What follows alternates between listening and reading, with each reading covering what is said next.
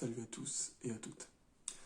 On se retrouve dans cette nouvelle vidéo en soft spoken parce que j'aimerais vous parler d'un film que j'ai vu récemment avec mes fils. Il s'agit de Jurassic World.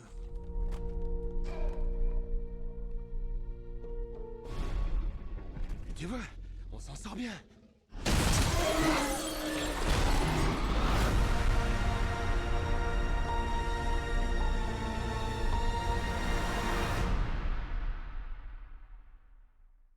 Jurassic World qui est une énième suite. La franchise Jurassic Park que j'avais littéralement abandonnée depuis plusieurs dizaines d'années maintenant. Je n'avais vu que les premiers épisodes qui sont sortis, il me semble, dans les années 90. Et j'avais fait l'impasse complètement sur les autres films qui sont sortis il y a quelques années seulement. Et mes fils donc voulaient voir Jurassic World, sorti il y a quelques semaines donc. Et donc c'est ce qu'on a fait. On est allé le voir et j'ai pas mal de choses à vous dire sur ce film. Et malheureusement, surtout des choses qui m'ont déplu. Il est vrai que ce Jurassic World, je n'entendais pas grand-chose. Parce que vous savez que les sempiternelles suites de films, c'est pas mon truc. Mais là, en l'occurrence, c'est vrai que on peut. Je me disais, qu'est-ce qu'ils vont pouvoir nous raconter dans cet épisode-là. Et j'y suis allé sans aucune prétention, en me posant zéro question. Je me dis, je vais y aller, puis je verrai bien, quoi. Et ma foi, c'est un film plutôt moyen dans sa globalité. Il y a pas mal de choses à reprocher au film. Premièrement, sa réalisation. Deuxièmement, les acteurs. Il y a un peu de fan service, on va dire. Mais bon, ça n'apporte rien de plus au film.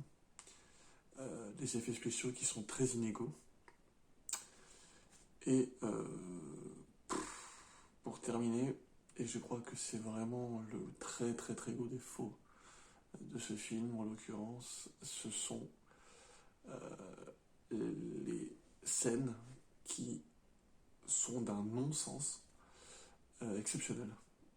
J'ai rarement vu autant de choses débiles pendant un film. Et donc voilà, pêle-mêle ce que j'ai remarqué. Et donc je vais vous développer tout ça. Alors commençons par ce qui m'a tout de suite choqué dès le début du film. Ce sont les effets spéciaux très très inégaux. Je ne vais pas vous spoiler l'histoire, bien sûr, c'est pas mon but. Mais je vais vraiment vous parler de mon ressenti du film dans sa globalité. Et donc la première chose que j'ai constatée dans ce film, je le répète, ce sont les effets spéciaux qui sont, au début du film en tout cas, ne sont pas d'une très très très grande qualité. Il est vrai qu'on est en 2022 maintenant. Le minimum, je pense, surtout pour un film comme ça, avec un budget quand même assez conséquent, c'est d'avoir des effets spéciaux techniquement à la hauteur. Il est vrai que lorsqu'on voit les incrustations littéralement des dinosaures sur la séquence, on se demande si on est toujours en 2022, parce que c'est flagrant, en fin de compte, que les dinosaures ont été incrustés à l'image. On a bien tourné la scène avec les personnes, et ensuite, en post-prod, on a incrusté les dinosaures, mais là, c'est flagrant. Et je me suis dit, quand j'ai vu le film comme ça, je me suis dit, attends, tu vas pas me dire que les effets spéciaux ils vont être comme ça pendant tout le film. Quand même. Heureusement que sur certaines séquences, sur certaines images, où on voit que les effets sont inégaux. Ils sont pas homogènes, en tout cas pendant tout le film. Euh, alors, j'ai eu peur au début, quand on a commencé à voir le début, mais ensuite ça va. Donc, même si ça reste quand même pas topissime et pas homogène, ça va quoi. Euh, Vous savez, il y a aussi les scènes de près où vous ne voyez en fait que la tête du dinosaure. Et dans ce genre de film, ce sont des animatronics, c'est-à-dire ce sont non pas des images de synthèse, mais des modelages faits par des personnes compétentes qui animent avec les yeux, les sourcils, la bouche, tout ça, la langue, euh, la tête du dinosaure. Et donc ça, c'est quelque chose de très complexe à mettre en œuvre. C'est très technique. Et j'ai été très déçu parce que j'avais vraiment l'impression de toujours être dans les années 90. Et je trouve... je j'ai pas trouvé que ces, ces plans de près, comme vous voyez, comme vous êtes en train de me voir là, juste ma tête, je trouve que ces séquences-là dans le film, elles sont quand même brouillonnes, sont quand même moyennes. J'ai, alors c'est peut-être moi qui en demandais beaucoup, pourtant j'y suis allé sans me poser toutes ces questions. C'est vraiment de la constatation pure et dure, et j'ai vraiment trouvé que les scènes avec les dinosaures, on voit juste leur tête, c'est franchement, on se croirait toujours au début des années 90, hein, ou au début des années 2000. C'est, c'est pas génialissime. Je sais pas où est passé le budget, mais en tout cas, je pense que cette partie-là, en tout cas du budget, elle n'a pas été. euh, Ils ont mieux fait d'investir plus dans les effets spéciaux.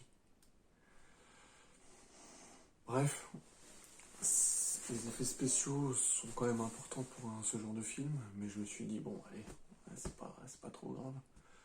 Mais il y a d'autres défauts qui, là, sont beaucoup plus graves, je pense, et qui vraiment impactent le film, littéralement. C'est déjà la prestation qui est moyenne des acteurs. Il n'y a pas de, il n'y a pas un acteur qui ressort du lot. Très peu ont du charisme. Chris Pratt, qui est l'un des acteurs principaux du film, eh ben, franchement, il s'est reconverti en pseudo cowboy qui va attraper au lasso certains dinosaures. Parce que oui, l'histoire en fait, le pitch en fait, c'est une multinationale euh, est en train de travailler génétiquement sur ces dinosaures qui ont été relâchés dans la nature déjà depuis maintenant pas mal d'années dans les précédents opus. C'est ce que j'ai compris. Et donc cette société-là est là pour trouver des remèdes pour des maladies ou des maladies graves sur l'homme en comprenant le génome des dinosaures. Alors pourquoi pas. Bref, même si c'est déjà un peu du revu et du réchauffé, mais on remarque très vite et on comprend aussi tout de suite que cette société-là est fait parallèlement du trafic, je dirais, et fait des choses qu'elle ne dit pas officiellement. Du clonage, bref, je vais pas trop raconter, mais euh, au niveau scénaristique, c'est pas non plus ouf, hein. C'est du réchauffé déjà, mais ce qui m'a le plus déplu, comme je vous ai dit, les acteurs, bon, c'est pas génial quoi.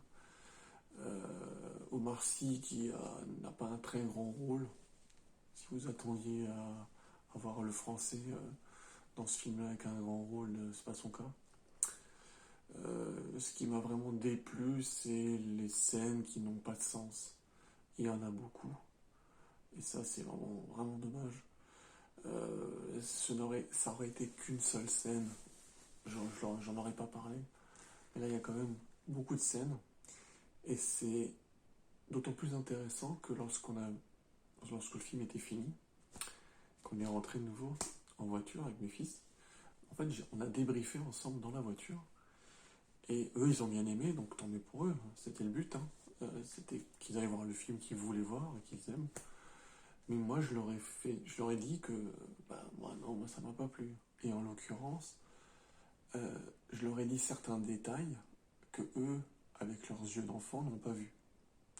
Il y a des petits faux raccords, ça comme dans tous les films, ça c'est pas un problème. Mais, et là c'est vraiment là où je veux en venir, vous l'aurez compris, ce sont ces fameuses scènes qui n'ont pas de sens. En l'occurrence, il y en a plusieurs. La première qui me vient à l'esprit, ce sont bizarrement les dinosaures qui n'arrivent pas à vous rattraper en tant qu'humain. Je parle des dinosaures, vous savez, ceux qui font comme ça là, avec leurs ongles, qui on a l'habitude de les voir dans les Jurassic Park, là, en l'occurrence dans Jurassic World. Et bizarrement, quand ça n'arrange pas en fait le scénariste ou le réalisateur, et ben, il n'arrive jamais à vous rattraper. Alors que il y a une personne qui, elle, s'est spécialisée dans le dressage de ces dinosaures pour littéralement faire des tueurs. Alors, ils tuent pas grand chose. Alors, évidemment, c'est un film tout public, on n'est pas dans un film d'horreur, donc évidemment, il y en a quelques-uns qui passent à la trappe, mais le but c'est pas de faire de la boucherie. Mais il y a cette fameuse scène de course-poursuite à pied où les dinosaures sont toujours en train de glisser à gauche, à droite. Bref, ils s'en sortent toujours, les humains s'en sortent toujours. Et à un moment donné, donc Chris Pratt se fait courser et il arrive tant bien que mal à s'échapper. Et on sait très bien qu'il va y arriver de toute façon. Et ensuite, il attrape une moto et cette scène-là se passe à Malte. Parce que Malte est tout simplement la plaque tournante en fait du trafic en tout genre de dinosaures. Donc la viande, les os, bref. C'est aussi très mal amené parce que c'est la plaque tournante européenne. Donc enfin bref, je vais pas m'attarder là-dessus parce que c'est pas crédible en fin de compte. Et c'est encore autre chose.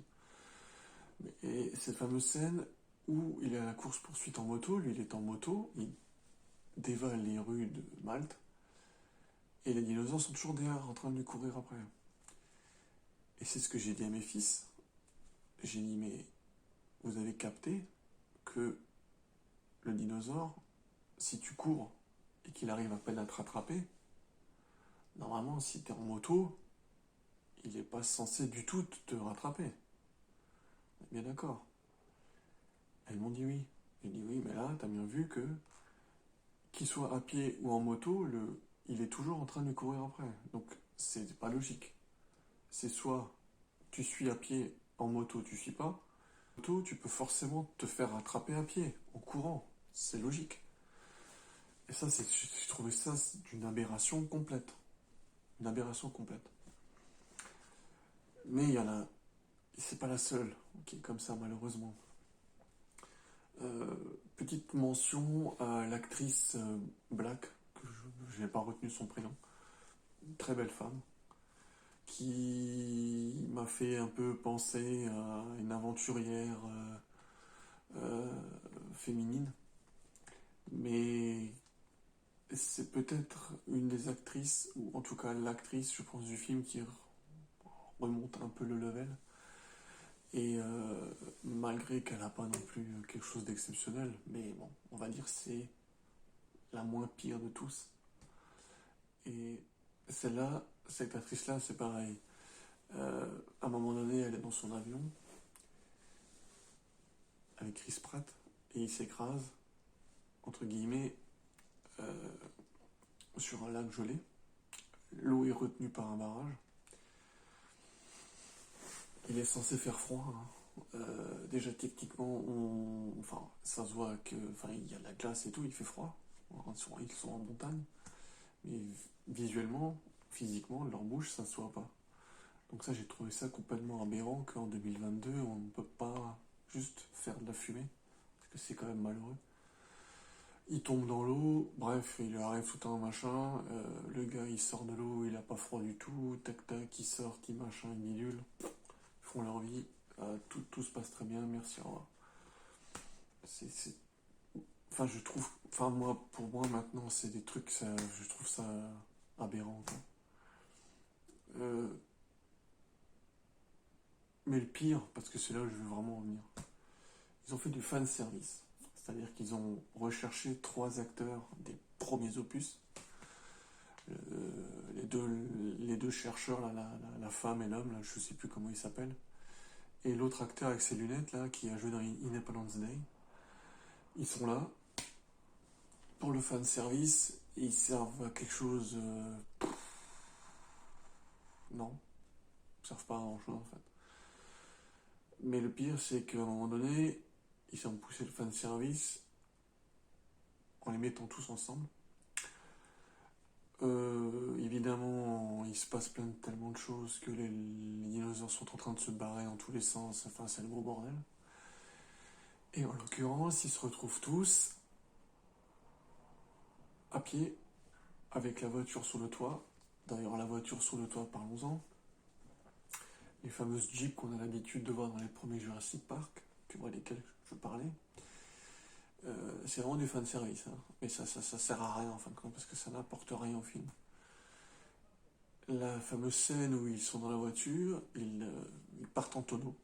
Mais alors en tonneau, je te dis honnêtement, moi je pense que la voiture, ils l'ont mise comme ça, droite. Et ils ont fait tourner la caméra comme ça autour. Pour moi, c'est comme ça qu'ils ont réalisé la scène. Parce que c'est pas crédible du tout. L'autre, il a encore ses cheveux qui tiennent en place. Ils sont pas blessés, ils sortent de là comme si de rien n'était. C'est trop, enfin c'est trop bidon quoi. C'est beaucoup trop bidon. Et ils arrivent donc un peu plus tard. Ils sont là au milieu des 2 gros styles de tricératops, mais c'est pas des tricératops, c'est je ne sais plus quoi. Tu penses à la scène de l'époque où ils te disent surtout ne bouge pas. Si tu bouges pas, ils vont être devant toi comme ça et ils vont partir. Et là, c'est une scène surréaliste, ils sont plusieurs autour de leur voiture, posés sur le toit, au milieu de leur espèce de parc ouvert là. Et qu'est-ce qu'ils font 3 secondes après? Ils sont tous en train de bouger. Mais j'ai pas compris la scène, je sais pas qu'est-ce qu'ils ont. Enfin, qu'est-ce que le réalisateur a voulu passer dans cette image. Le dinosaure, il est pas en train de les bouffer, il les voit pas, il bouge légèrement, il passe sous la voiture. J'ai rien compris du tout à ce truc-là.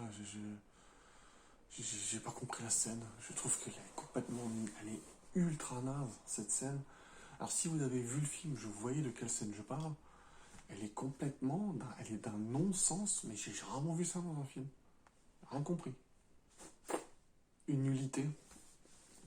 Il y a aussi l'autre actrice, là, l'espèce de rousse avec les yeux bleus. Alors là, je sais pas si elle était dans les premiers opus, je crois, mais je suis pas sûr.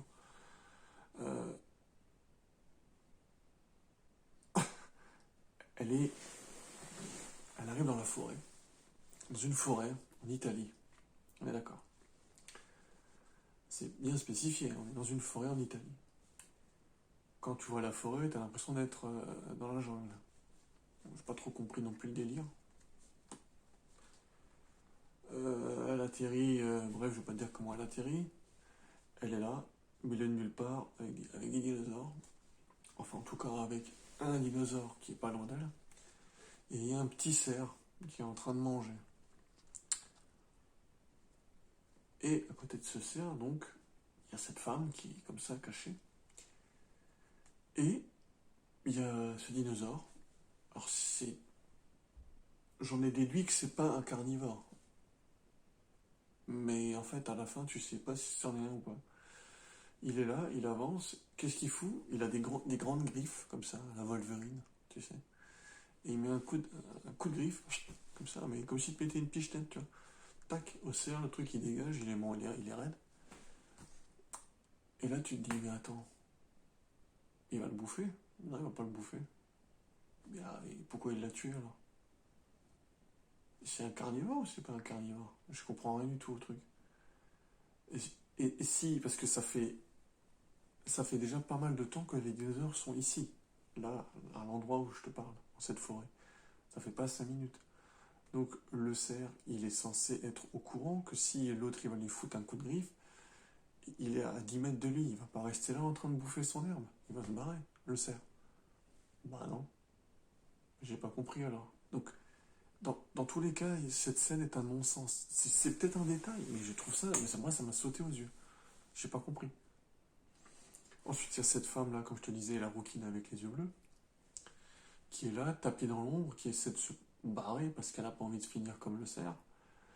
Et elle est là, et tu la vois marcher déjà dans un décor intérieur. Et là, c'est vraiment visible parce que t'as l'impression qu'ils ont mis la mousse comme ça, ils l'ont posée comme ça. Tac, tac, tac, tac.